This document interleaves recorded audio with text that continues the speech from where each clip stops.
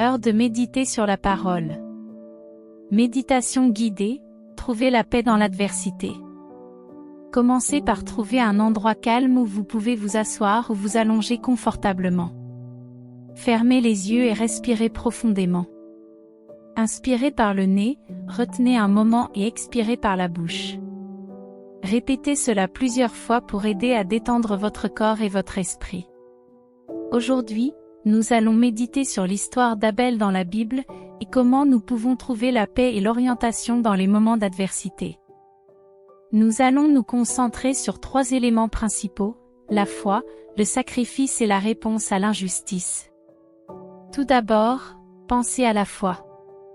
Visualisez la scène où Abel offre son sacrifice à Dieu. Imaginez la confiance et la foi qu'il démontre en offrant le meilleur de son troupeau.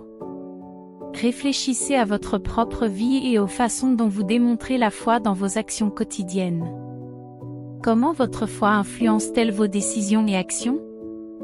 De quelle manière pouvez-vous renforcer votre foi? Maintenant, pensez au sacrifice.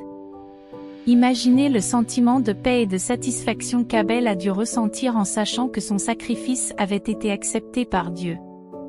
Réfléchissez au sacrifice que vous avez fait ou que vous êtes appelé à faire dans votre propre parcours de foi.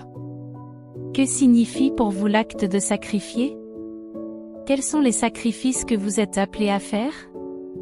Enfin, réfléchissez à la réponse à l'injustice.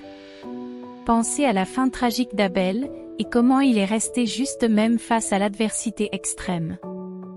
Réfléchissez au moment où vous avez été confronté à l'injustice ou à l'adversité dans votre propre vie.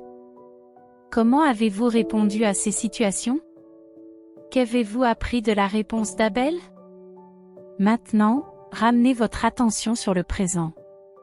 Souvenez-vous des leçons que vous avez apprises de l'histoire d'Abel sur la foi, le sacrifice et la réponse à l'injustice.